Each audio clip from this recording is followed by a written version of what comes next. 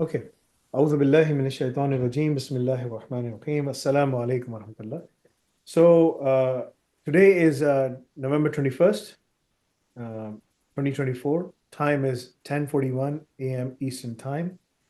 Accept my apologies for being slightly late. Um, uh, Starting time was 10:30, but I was late on my side. This exam is for RQF Level 3, Diploma in Cloud Cybersecurity, right? Yeah, DCC. Okay, so Zayan Ahmed, right? Okay. yeah. So you did your O levels, you mentioned that. And which subjects you took in O levels? Majorly the mathematics and I choose a mix, like I choose physics, then business studies, like that. How many, what was your score like?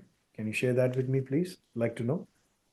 Yeah, it was I guess 5 A's and two B's I guess and a C. So it was around 90% scholarship for A levels, but I joined Al Nafi. So 5 A's, the C was in Islamiyat? No, it was in Oh, computer sorry, sciences. computer science, really? Yeah, Okay. And the B was in Urdu? yeah, Okay. All right, so that's good. We have some very exciting stuff coming up. So I'm going to give you some good recommendations once we are done with the exams. Okay, so your assignments, assessments that you have done are going through the checking process. I just wanted to give mhm, you this, right? Those are open book assessments, right? right, But if at any given point in time, if you're using automation scripts to perform those things, and our artificial intelligence picks it up, and lately it has been picking up different patterns and whatnot. And that is using a 407 billion model, so pretty complex, right? And it is able to detect many things based on your login time, your activity, your subjects. It just builds up a psychological and a logical profile, a virtual logical profile for you to peek in, uh, you know, into your brain and see how do you really operate, right? In terms of like when it comes to studies. So there are multiple things coming up. If you find out that any of the students, I'm not naming you, but if you find out that any of the students who have attempted using scripts, because you can fail the first time, but you can pass the second time, the third time, and we always take the accumulated score, right? So first time you score right. 50%, second time you score 75, passing was 85, and the third time you get 85 or 100%. So first 50 plus 75 plus 85, 100, whatever, right? So for example, 100. So we take out the average of that and we give you 75% score. So everyone can pass. There is no need to cheat by creating scripts and whatnot. But if anyone who's caught cheating using scripts, automation scripts, to answer the questions and score 100% or anything like that, uh, if they accept that they made a mistake, we will give them a retry.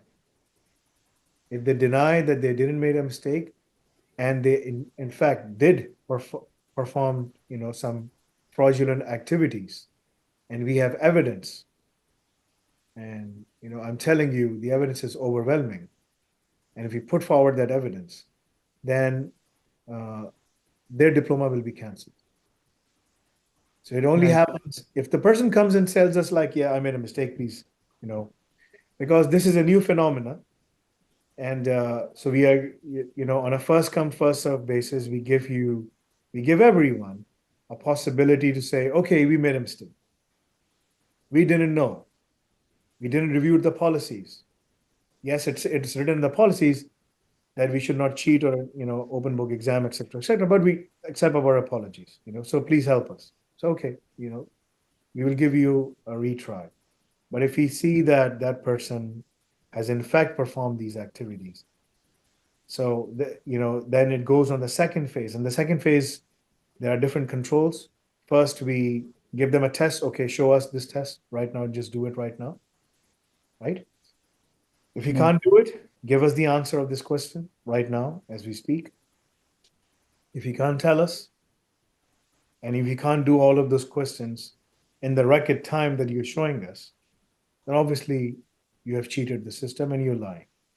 And if you're caught Yeah. doing that, then we are canceling their diplomas and they are banned from the institute for at least 1 year. So I'm just telling everyone this is the process, right? Which is stipulated in the policy and procedures and everywhere, but people tend to forget, right? Yeah. We have started telling everyone this process. So everyone needs to follow the process. So be honest. And because we are not here to uh, push everyone on the sidelines, no, we are here to empower you. You can embrace AI and you should absolutely embrace AI, but you should be smart enough how to outwit AI as well at the same time, not just become like a mimicking parrot and just start copying everything, right? So don't do that. Okay, so Zayan Ahmed, I'm really happy you had 5 A's, 2 B's, 1 C. Unfortunately, the C was in computer science. Yeah. Going to the computer science exam right now. Uh, let's see. I have a clear mind. How you're going to perform? Please share your presentation. Followed by the presentation, you have 15 to 20 minutes, minimum 15, maximum 20, to present your topic. Followed by that, I will ask you 20 to 25 questions regarding, you know, uh, basically your topic, right? So, Bismillah, Right. you can proceed and let's see where it goes. Bismillah. So is my screen visible? No, it's not right now. It's loading on my side. Okay. Yes. Now I can see it. Foundation of Zero Okay. Trust Architecture with Open Source Identity Management. Yeah. So Bismillah Rahman Rahim. My name is Zayan Ahmed, and today I'm going to present to you on the topic of foundations of zero trust architecture with open source identity management on AWS and Azure. So zero trust on cloud basically consists of these six major core fundamentals, and number one being never trust, always verify, which basically means that we never trust any request, any user, any entity, no matter their source, even if it's generating from our own internal organizational network. We always assume a request as a breach, right? So then comes the least privilege access, which basically means that we only grant access level to our roles as to our users and devices and services that they need to perform their job. No extra permissions or roles attached. Then comes microsegmentation. So microsegmentation basically means that we divide our network layer in smaller components and smaller subnets so that it's easy to manage them in terms of security and the management overhead. So I have a example for this. So this is a image diagram for the Titanic ship, right?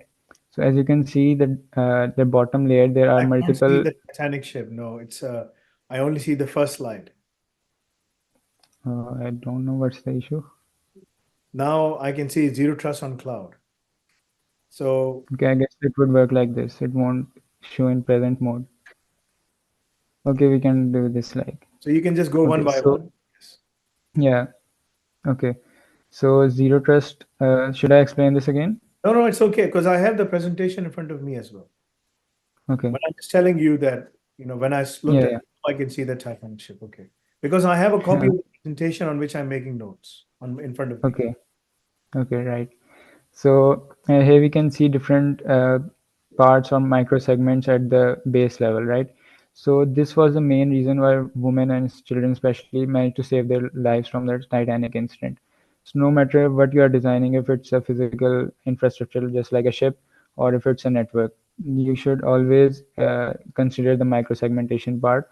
It comes in very handy in terms of emergency situations.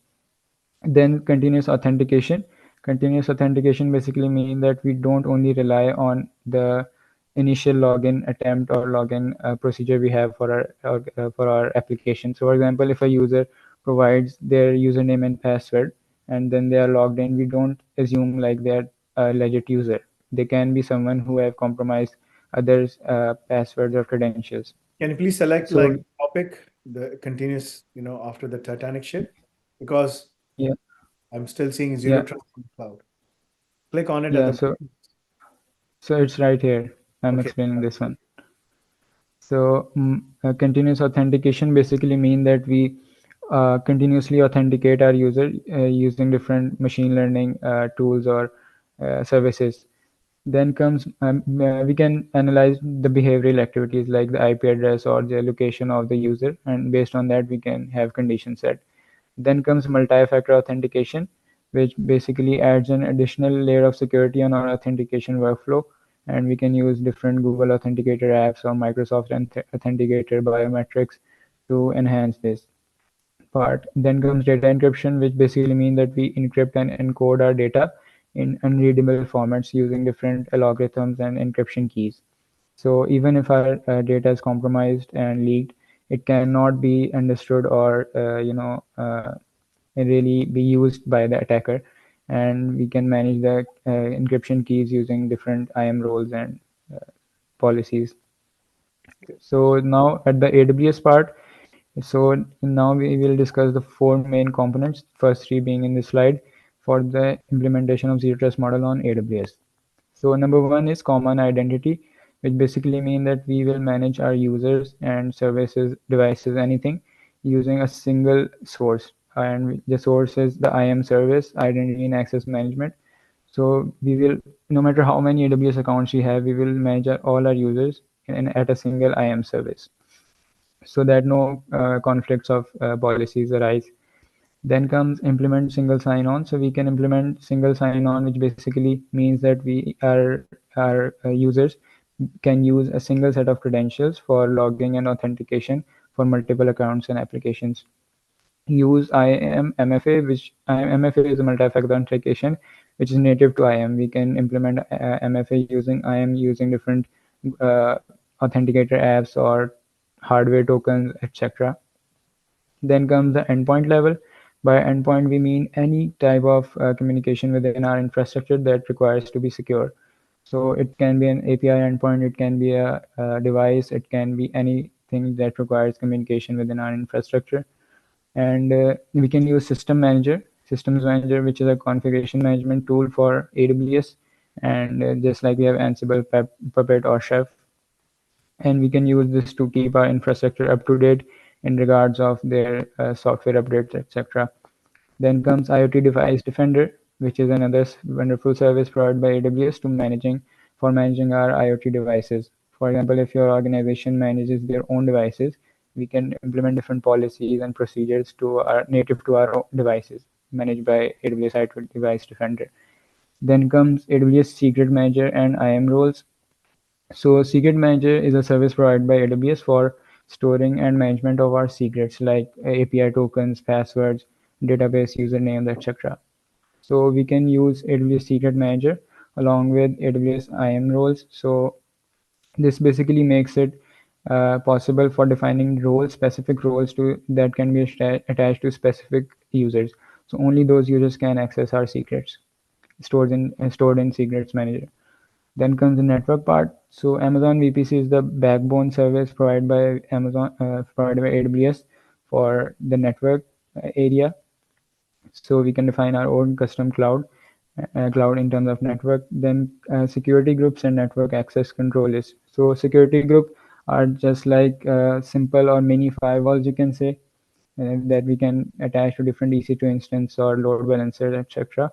And network access control lists are basically we can define different incoming and outgoing traffic rules, or they are basically stateless. Security groups are stateful and network access control lists are stateless, and we can define them at the subnet level.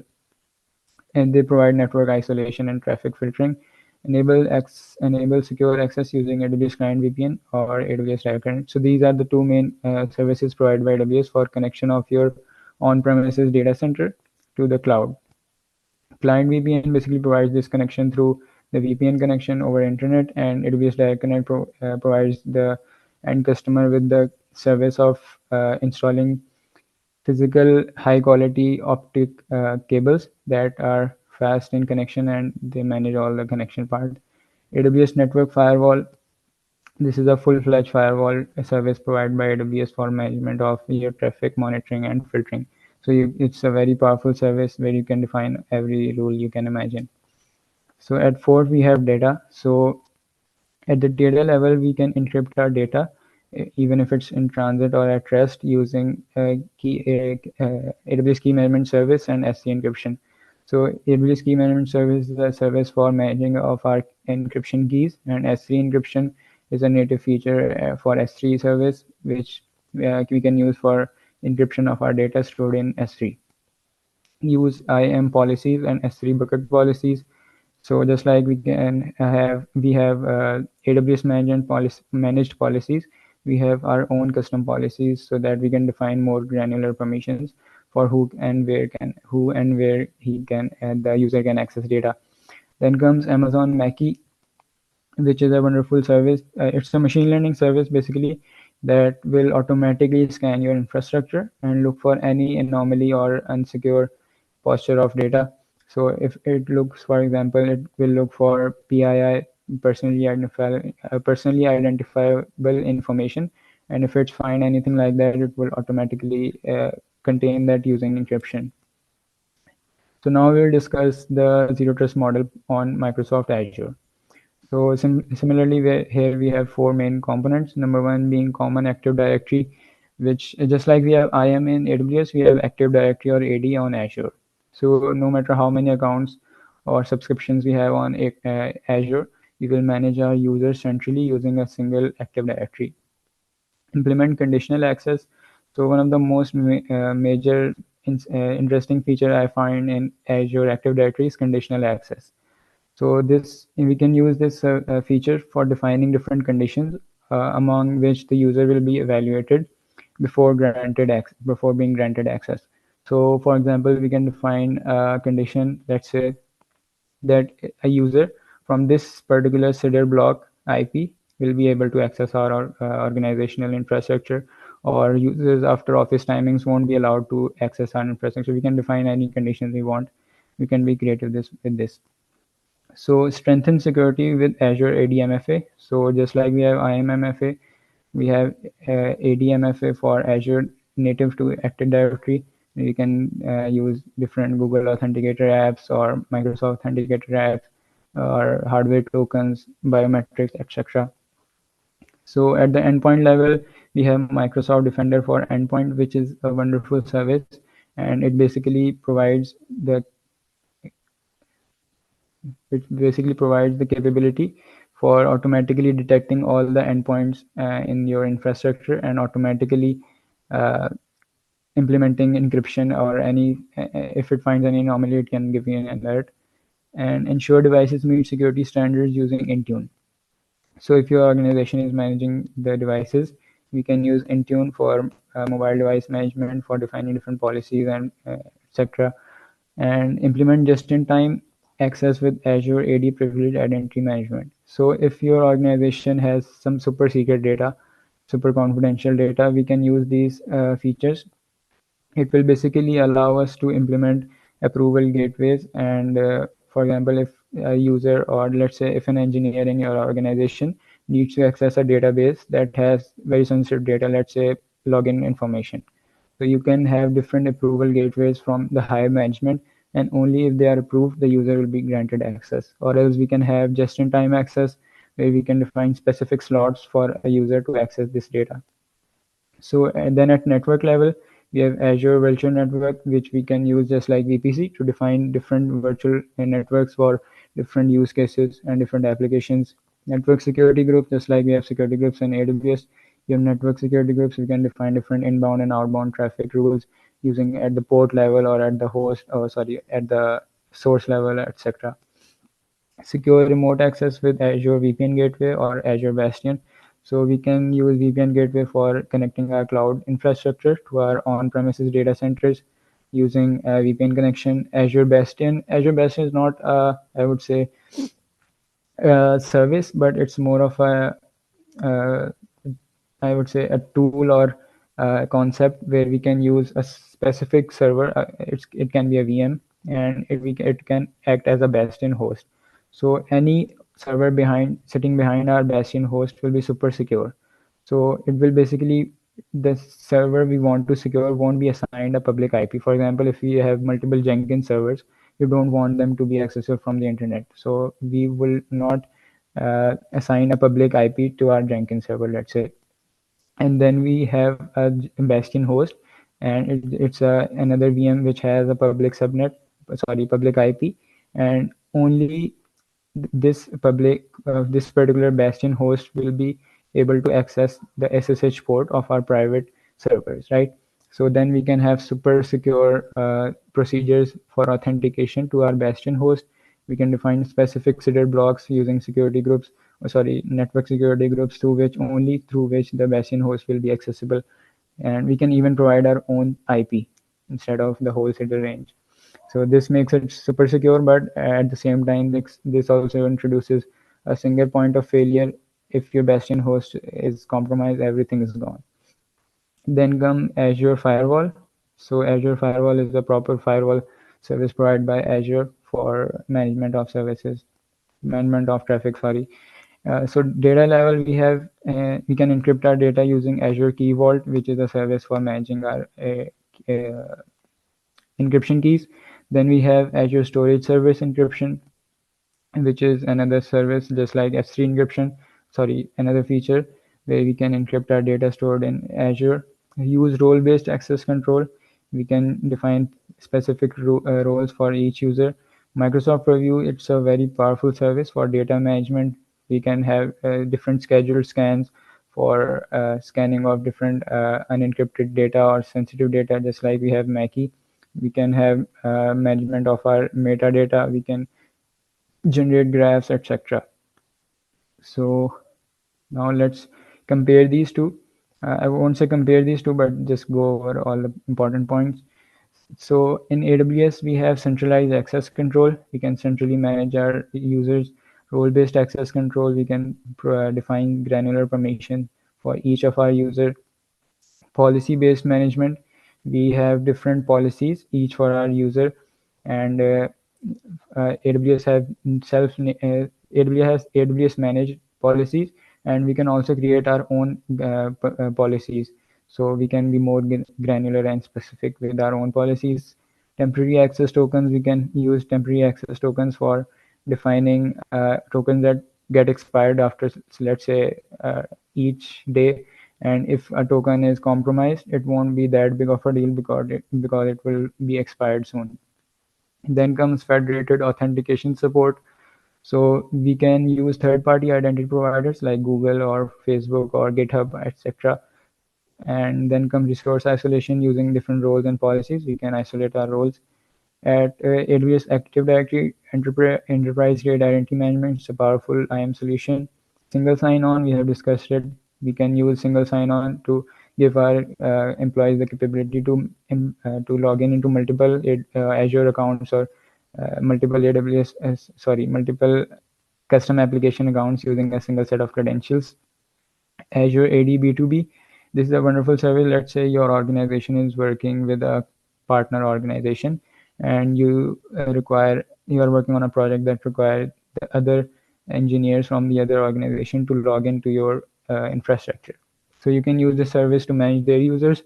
You won't need to create new users or credentials for those. You will only invite them, and you can use their accounts access to your infrastructure using this service. B2C, business to consumer, this is another service where you manage the end customers authentication part. So for example, if you are hosting your application on Azure, you can use this service to look after the authentication part. MFA, just like we have MFA in AWS, self-service password reset. So you can use this feature for giving the users the capability of resetting their passwords if they need to securely. Conditional access, we have discussed that we can define specific conditions for users to access our infrastructure.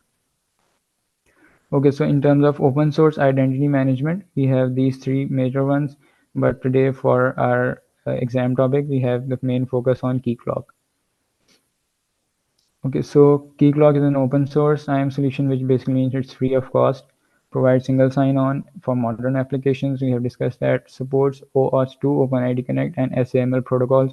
These are the three main protocols, OAuth 2 being the one that uses JWT tokens, JSON Web Tokens, OpenID Connect, uses access tokens. SAML uses XML docs or SAML assertions. Then comes identity federation. We can use third-party identity providers like Google, Facebook, LDAP, etc. Role-based access control for user permissions, customizable authentication flows with multi-factor authentication. So you can add different authentication flows along with MFA. You can have biometric scans, etc. User federation, if your organization is, sorry. No, nothing. I'm just listening.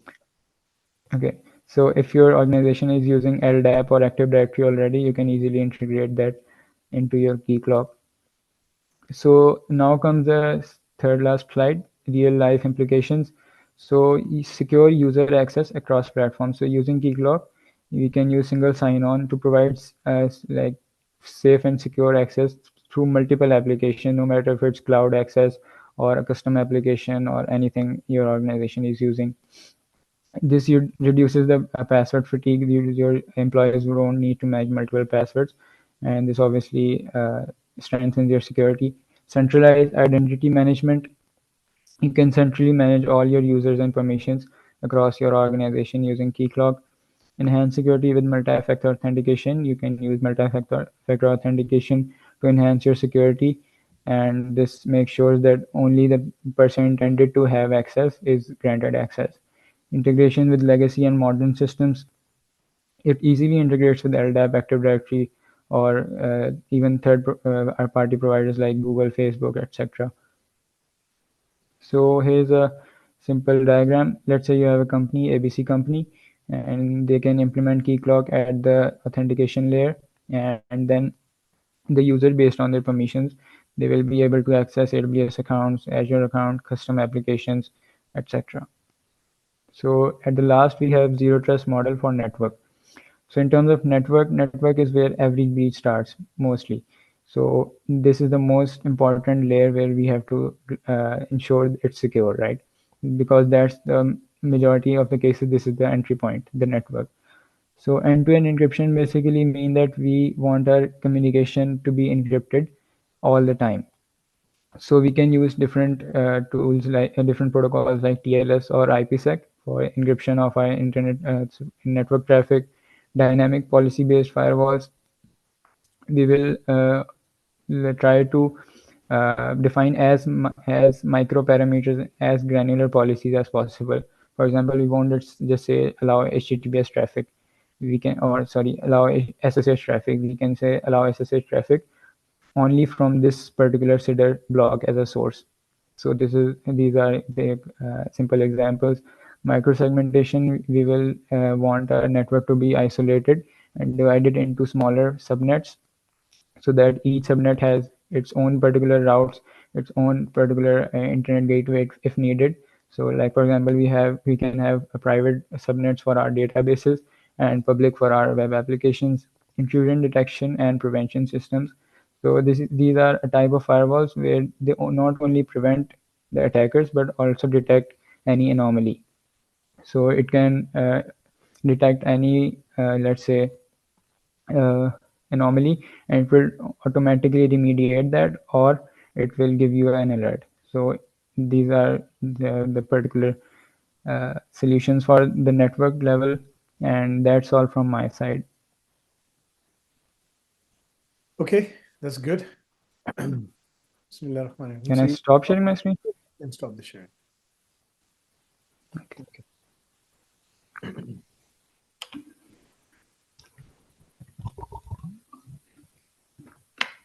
So Zayan, your presentation was the presentation was clean and clear, but like it was just going in a static way, right? So you have to add some, I would say, some kind of element where you add excitement, right? I know the topics are very dry because they are talking about cybersecurity and Keycloak, and Keycloak is widely used, by the way, right, in the industry. When if you look for the jobs, you will see these topics are based on job descriptions, right? So you will see Right. that Keycloak is primarily used in the US and the G20 countries, specifically by large organizations, where they tend to use this along with RabbitMQ and multiple other technologies, right? So this was a level three, which was equivalent to A level qualification in terms of credits and everything. That's why a topic was is very restricted. So I'm not going to go deeper, but I'm still going to ask you some questions regarding that. The knowledge part, it is yet to be tested. We have to see because the presentation is evaluated as per the flow, the presentation of how it looks like, the knowledge and the communication, right? And as I mentioned, it was just going static. There was no heartbeat. See? So you Okay. need to add some things in there. Okay, so let's start the Q&A session. I have some questions for you. I'm going to go back and forth in terms of asking you different questions. So just bear with me. So, what challenges do you see when you are integrating Keycloak with the legacy systems like LDAP or Active Directory? Not the online, but basically not the cloud versions, but the legacy system. Like it's a Windows 2008 Active Directory, obsolete, legacy. Windows 2000, some of the older versions are still available in the market. They're still being used. What happens? What are Yeah. other So yeah. So I would say the number one challenge is the integration part. It requires expertise to integrate with, especially with the legacy systems. And then comes the permissions part. I would say like integrating Keycloak with the permissions and roles in Active Directory can be challenging. And So essentially, it's mm, the compatibility issue. Challenges include compatibility issues, schemas. The way it is designed is very different, right? yeah, So it's essentially the data migration issues. So there's a ton of issues and inconsistent access policies mapping, right? So it'll be very complex. Okay. Uh, how would you design a zero trust architecture for a multi-cloud environment using AWS and Azure? Something that I asked yesterday as well during my question Q&A. How would we do that? This is a very okay, detailed, job-specific question. I'm going to ask you job-specific questions regarding these things. And what I do is like, I take out the job descriptions, what employers are looking for, and then I will pose that question. yeah, Okay, so please okay. proceed. So the number one part is the role mappings. For example, we will use AWS IAM roles and permissions to map it to with the Keycloak, and then we will use Azure Active Directory roles and permissions and RBAC service to ensure the role mappings. And this is one of the major part of this. And then the user management is quite uh, cumbersome because it gets very difficult if your So organization is one scaling. answer. It's a very simple answer. Okay, It starts with so user federation. federated identity, centralized identity management system using Cloak with federation authentication. Yeah, That's what I was looking. yeah, user federation. Okay, so give me a slide. Slide is pretty heavy, right? Your slide. I mean, it has so many questions. So one of the things I saw was, give me 1 minute.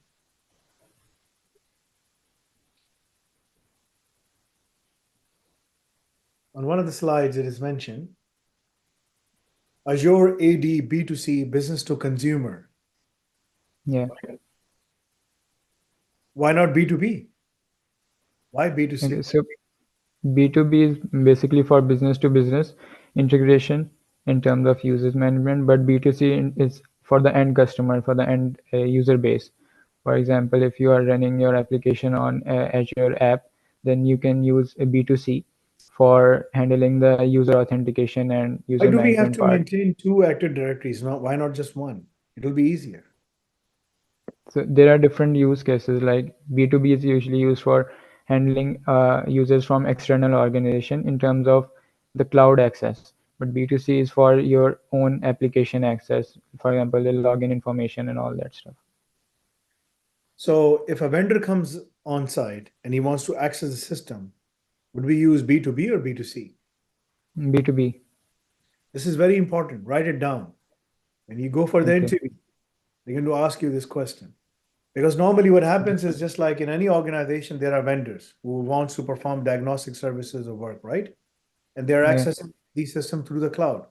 So the reason that organizations wants to keep two Active Directory services is because one is for internal business, one is for external, right? Just before Okay. coming over here, I was in a meeting with our DevSecOps team, and I discussed with them we have internal applications and we have external applications.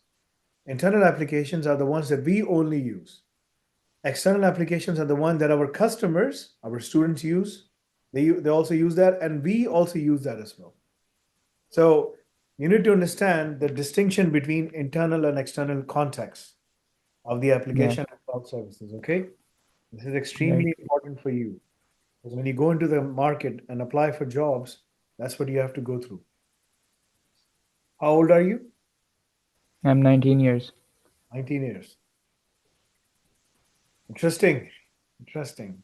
I'm really happy that young people are jumping in. So how do AWS System Manager and Azure Intune support endpoint level zero trust strategies?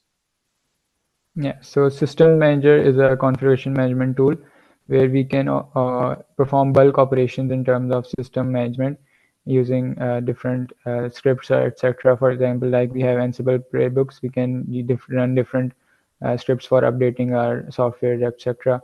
And in terms of Intune, it's for IoT device management. We can define different updates or policies or access level Any permission, endpoint like device, not only IoT, it can be for any kind it's of. API, etc. Any server, etc. Okay. All right. So what tool and matrix would you use to monitor and validate the effectiveness of your zero trust strategy? What would you use differently? So in terms of metrics, I That would would be consider, using, the CTO, we have a chief technology officer, right? So once I was sitting in a meeting with the CTO and he said something very profound. Then I wrote it down and I said, okay, this is something I need to write it down. He said, whatever we do needs to be measurable so that we can quantify it and manage, that solution in a way that we see, okay, does it make sense for us or not make sense for us? It has to be measurable and quantifiable, right? So how would you create those matrices that are measurable and quantifiable to monitor and validate the zero trust strategies, architecture? How would you do that? we can use different logging solutions like CloudWatch or etc. And then we will measure the metrics like the denied login attempts, or let's say uh, the re-authenticated Context users, of how many. Keycloak. In the context of Keycloak, what would you use? The Keycloak has native logging solutions, and we can use Keycloak logging. Will use how many users were uh, logged out of their accounts because of some conditions being or the policies being overlooked, or we will use how many users were denied their access in terms of different conditions being not fulfilled, So etc. you could use CloudTrail, AWS CloudTrail, Azure Monitor, and Yeah, Keycloak admin, logs that they provide, admin console. It provides matrices like authentication success rate, denial rate, what time the users are logging in, what time the users are logging out. At nighttime, 2 a.m. in the morning, you know, Sharfu is logging in. What is Sharfu really doing? You yeah, know, and uh, John Doe is also logging in at 6 a.m. in the morning. What is he doing at 6 a.m. in the morning? He starts his work at 8 a.m., right? So yeah. it's sports and traffic anomalies to ensure effectiveness. That's how we measure. Okay. Are you Sharfu or are you John Doe? Who are you? Which one will you be classified as? Or none of them? None of them. Okay. All right. So the next is basically how would you troubleshoot uh, uh, AWS Secret Manager for endpoint security? How would you do that? Like, how would you troubleshoot if it's working or not? Secret Manager is just a service for managing our secrets. Like if we are not able to access it, it most probably is due to the roles we have for our own user that we are using. So we can ask the admin for checking if we are giving the access to the Secret Manager, and that's the only major part. Or we can, I guess, there's not much to troubleshoot in Secret Manager because just Well, for if you managing see, our. like if the API is working correctly or not, uh, does that person Yeah, really have access to this or not? Right? Sometimes yeah. that is another anomaly that you can detect, that the person doesn't have access to secret manager and he's trying to access and call the credentials, right? So on and so forth. Uh, what is the significance? What is the importance of federated authentication in identity access management? Yeah, so we can use federated authentication just to make it easy for users to access our organization or any application. So just like we can log in or sign up into different web applications using our Google account, and we just click a button where Google basically acts as a third-party identifier, and it makes sure that we are the one who are Uh, using. you can just simply say it simplifies the user management and enhance security. That was the answer. Yeah. You don't have to go in deeper or something like that. Uh, Okay.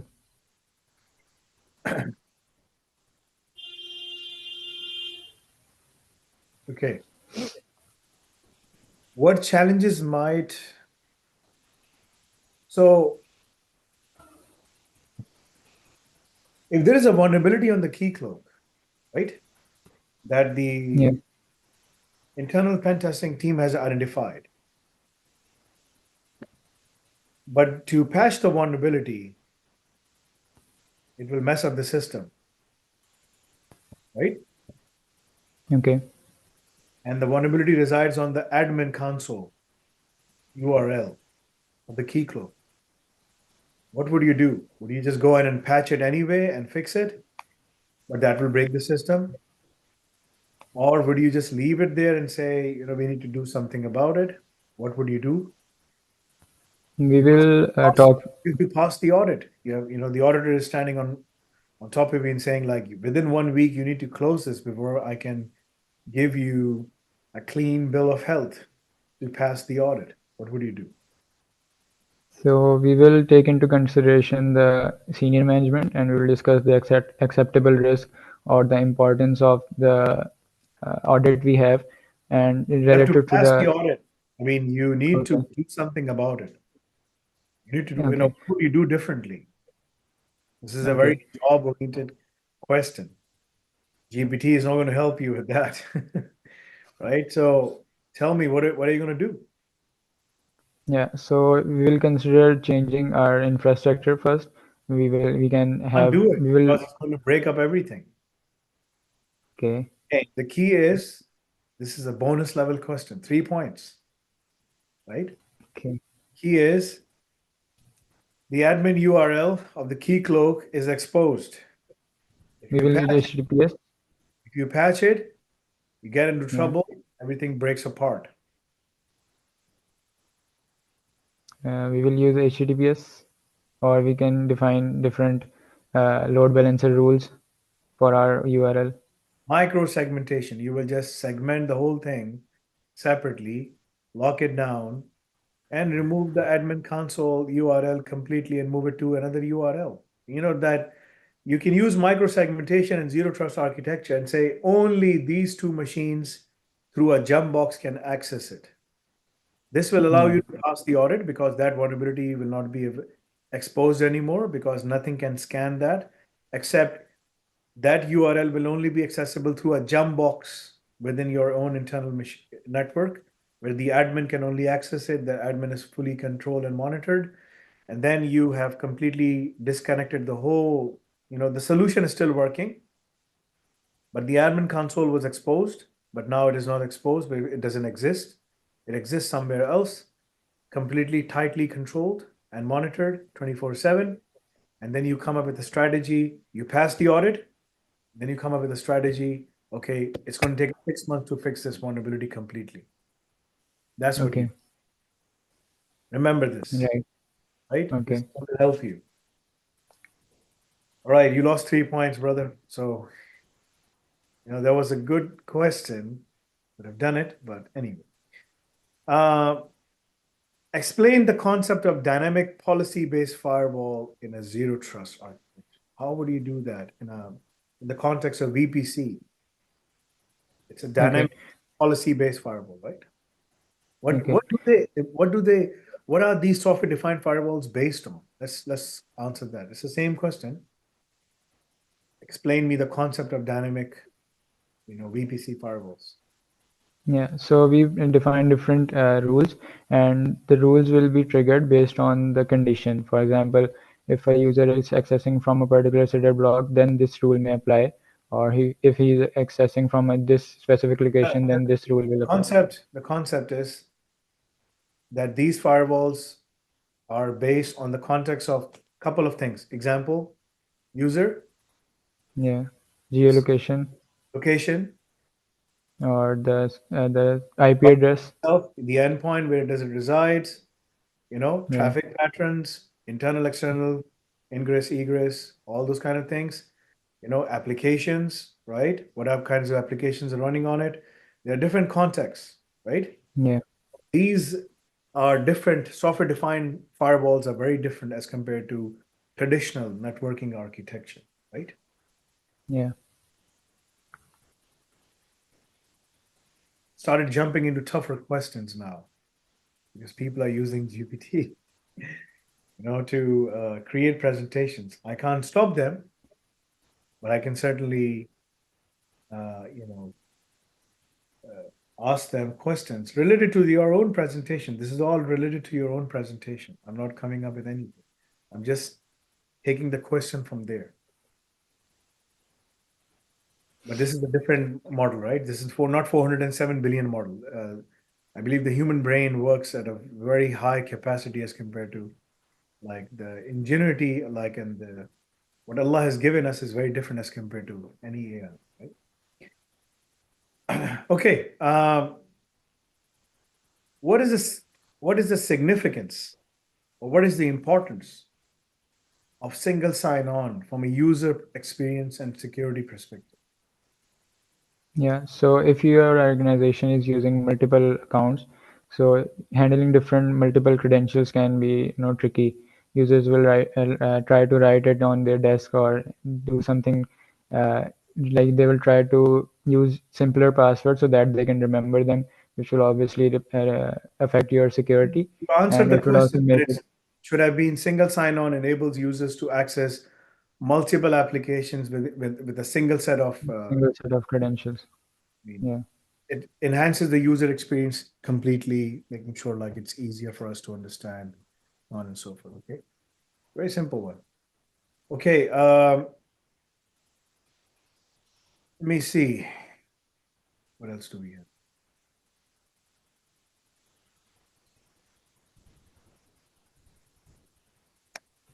So, what does KMS and key vault role do?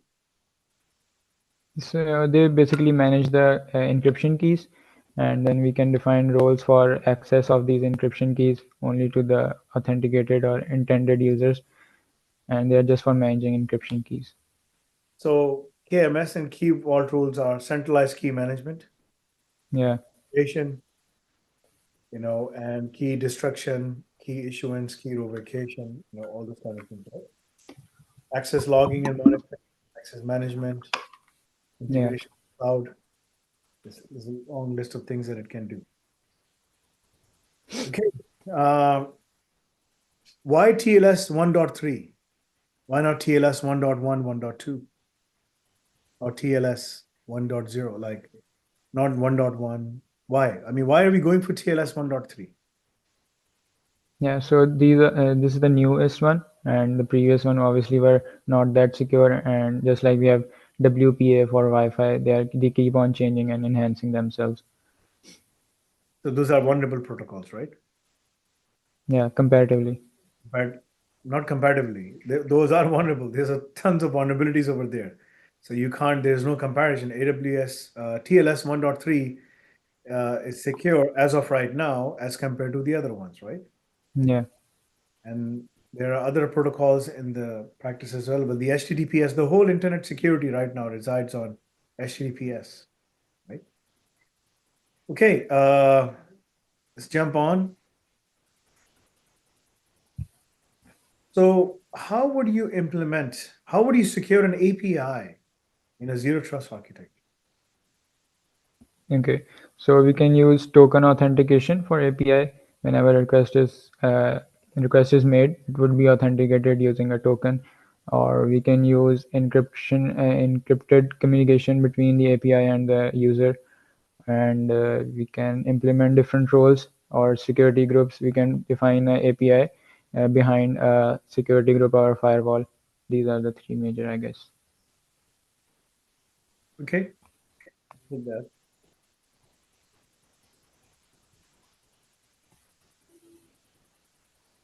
Can I just plug my laptop in? Absolutely, yes, you can. You may. Okay.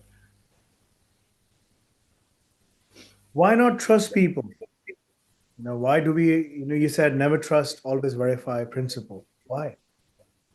So let's say if in an organization a hacker gets in your network, your organizational network, but if you are using a security approach where you automatically trust a traffic or request generated from internal network, then the hacker would have unlimited access to your organization. So we always assume that hacker has access to this particular technology or server, and Oh, he's making a so you're request. saying every access request must be fully authenticated and authorized? Yeah, it's also referred to as assume breach. You're also saying that no automatic trust should be based on network location. Yeah, And you're also implying that continuous verification of identity and device health is important. yeah. So you're telling me that we should not trust our students until we Yeah, we verify. should. Yeah, You said it yourself. yeah, Right? yeah, See, this is what I was talking to you about before starting this. This is very important for you. yeah. Okay, that was a bonus level question, so you got some points. Good for you.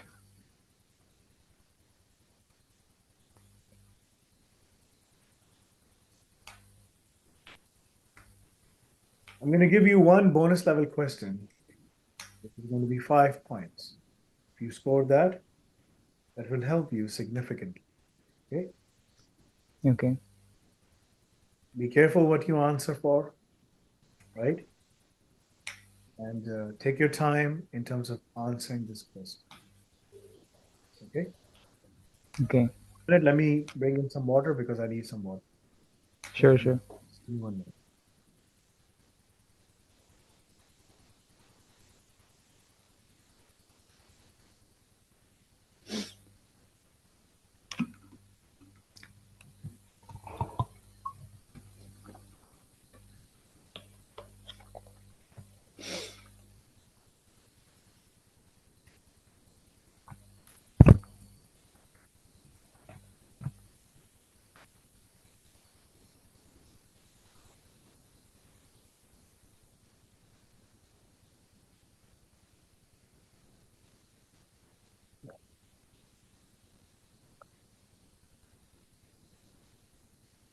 Okay, Bismillah.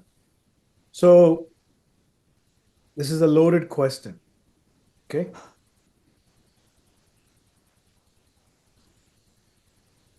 as a senior cloud security architect, or as a cloud security architect, okay, you are tasked with designing a zero trust architecture for a global financial institution Okay. that needs to maintain its infrastructure for continuous operations across AWS and Azure. That's your topic, right? Mm-hmm. Okay. with five nines. Five nines means five nines of availability, 99.999%. That's known as five nines. That means throughout the year, you can only have 15 to 30 minutes of downtime, something like that. The Okay. solution must support 100,000 concurrent users. Mm-hmm. Should also be able to integrate with legacy mainframe systems. Mainframe, this is LPAR, right? Okay. Mainframe systems. Uh, and I'm making this up right now as we speak. Okay. So this is a scenario I've been through. I'm giving you my experience. Okay. Uh, it's a legacy system based on, you know, OZs, the IBM LPARs, and it needs to comply with GDPR, ISO 27001, PCI DSS SOX. What it means is there's privacy data, GDPR, ISO 27001, just generic security standards, PCI DSS payment card data, right? And Yeah. SOX, SOX, Sarbanes-Oxley, Section 404, uh, the IT control section Mm. is essentially means IT general controls. It's a public limited company, right? Okay. And you have to allow for real-time threat detection and response using Keycloak as the primary IAM solution because you need to maintain federated identity between these two clouds, right? Detail your complete architecture. Explain to me your complete architecture, including high Okay. availability, disaster recovery, security control, and monitoring solutions. Now, Okay. this is a 5-point question, right? So tell me what I would do for high availability, first of all, Mm. and I will jump Okay. into disaster recovery, security control. Do you understood the question, right? Yeah. Yeah. Yeah. Okay, For so for high availability, I will implement key clock at a cluster level. So I will have a whole cluster for key clock. So if in case an instance goes down, the other one's up and running. And then I will have multiple replicas and snapshots for regular snapshots for the uh, backend database for the key clock, and these are the two major and then I can have a load balancer for key clock separately, so that if it's running in a cluster, obviously we will need a load balancer. And this is for the high availability part. And the second one was disaster recovery, right?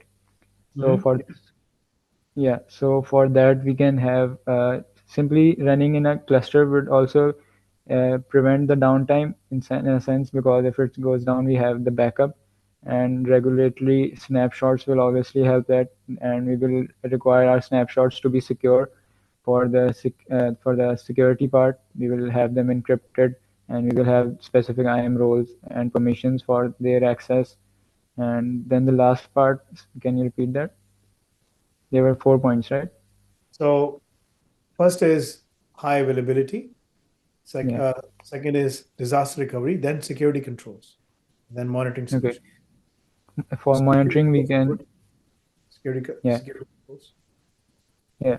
So for monitoring, we can integrate our key cloak logs with the SIEM solutions and CloudWatch, CloudTrail, etc. And we can then use different services for projecting of those logs, like I guess Grafana is the one. Yeah, Grafana. We can use it for monitoring of our logs and metrics. We can set up alerts if our instance within a cluster goes down, or if endpoint becomes unreachable or unhealthy based on the health check paths, we can set up alerts for that, and that's pretty much it, I'd say. What about monitoring? Monitoring, you covered the monitoring solutions as well. Yeah, the SIEM and Grafana, Uh, CloudWatch. could have been a you could have elaborated more, but I will take that answer, give you some points. Okay, good effort, good effort. Remember, this was a senior. If you would have studied DevSecOps, then you would have been able to answer much better. but the scope was very limited because there are many things that this is level three, right? And Yeah. I ask you a very loaded question, but it was good. Good answer. Zayan Ahmed, uh, would you like to know your results? Yeah, for sure. Okay, in the presentation and collectively both the marks, you will get your things anyway, right? Yeah. So,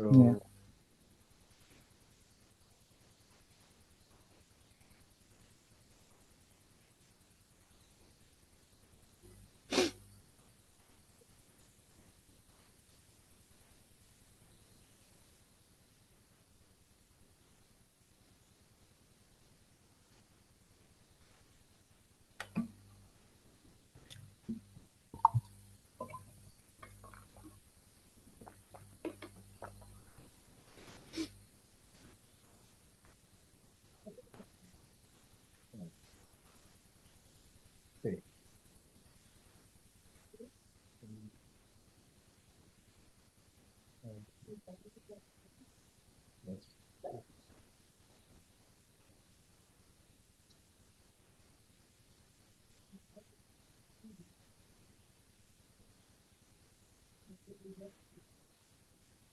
So I'm just calculating your score right now. Yeah.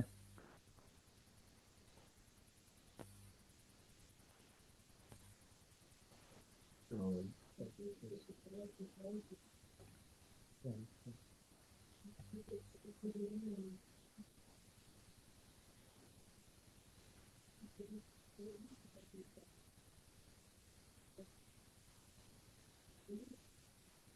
okay, 17 plus 9.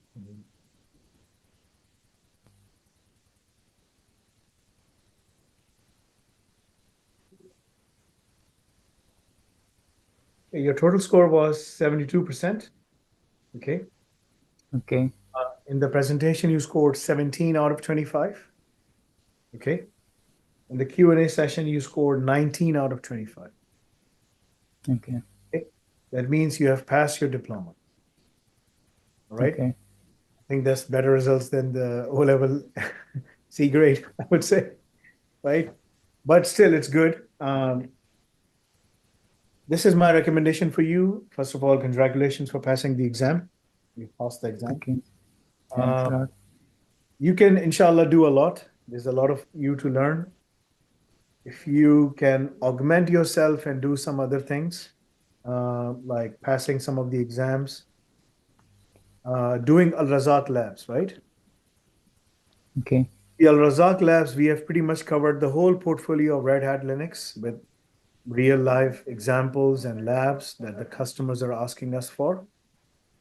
Mm-hmm. And all the Kubernetes exams are also covered in there as well. The CCAT, CK, CKA, CKS, the whole QB astronaut, right? Right. Excuse me. And then there is also many other job-based, title-based qualifications, labs that are required. At the age of 19, you have done well. But if you study further and you should be able to secure a job quite easily right now as Yeah, a sir. I would like to tell you, like, I have secured a job like just a okay, month ago. Yeah. mashallah. I'm Here, I'm I'm working as a DevOps engineer. It's a remote company. It's a US based company. But the mashallah. majority of the staff is from India. So Okay. it's just been a month, and I got that topic right at the day when I secured my job. So it was like quite handy to handle the preparation and the first job because I was giving my whole day for the job, right? I have to understand so much. So the pipeline, Jenkins pipeline, so all that. So So if if it you would, I'm really proud of our students that, while they're studying, they're able to secure the job because I keep telling them, if you follow what we're asking you to do, then you will be able to secure the job. I'm really proud of you. Do submit your testimonial because many of the students, you were mentioning your cousin Nabil, who is now yeah, secured, who's our student who's working in US. I can't remember because there's so many students that I'm losing track now, right? But alhamdulillah, that's very good. My recommendation to you would be you're 19. Yeah. If you study HNC, HND, there's no need for BTAC. If you do HNC, HND, NAI Ops, in 2 years' time, you can do that. There are no exams, there are I'm labs. enrolled in AI Ops You're already right enrolled, now. mashallah. That's good. I, If you do all of those things, go to US. okay. If you Yeah, can that's work my for the prime same target. US based company remotely, trust me, when you land in the US with the same concepts, then you can easily crack any interview, Yeah. inshallah. Right? At the age of 19, by the time you are 21, you will be in US. By the time you are 30, you will have a US passport in your hand, Inshallah. inshallah, right? But again, that requires commitment, studies, and whatnot, right? If you would have been doing all A levels, you would have just sitting there doing A Yeah. levels. All the A Yeah. level students are jobless. They don't even know what to do. Then they go to university, they study university, then they are still jobless, Yeah. right? So I'm really happy, mashallah. That's good. That's great. I would Um, like to thank you a lot because thank without Allah. Al Nafi, I wouldn't be sitting here, right? Thank Allah, in Islam, I know that this is all recorded. In Islam, there's a dua of Prophet Muhammad Sallallahu Alaihi Wasallam because we have non-Muslims and Muslim students. Non-Muslim students will be coming live for the exams as well. I can't talk to them as I'm talking to you right now in the Islamic context, right? Because they have different denominations. But I can tell you one thing is that in Islam, all praises belongs to Allah from whom good things are accomplished. No doubt. Alhamdulillah, uh, uh, the dua is very simple. And this is what we ask Allah, right? Every single day. So all praises belongs to Allah. Alhamdulillah, alladhi bi ni'mati tutimmu salihat, from whom good things are accomplished. So whatever good we are accomplishing is because of Allah's favor. Yes, Muhammad Faisal is Yeah. there, but one day I won't be there. Work will still continue. And Alhamdulillah, it is expanding because now we secured Pearson. We are going for another thing now. Pearson is now already there. Pearson people are coming on site on 25th on Okay. our premises, training our staff, right? So you have the opportunity of doing the same HNC, HND while sitting at home, working, and studying, and then 2+1. We call this 2+1. HNC, HND is 2 years. And AI Ops, you're already doing that, right?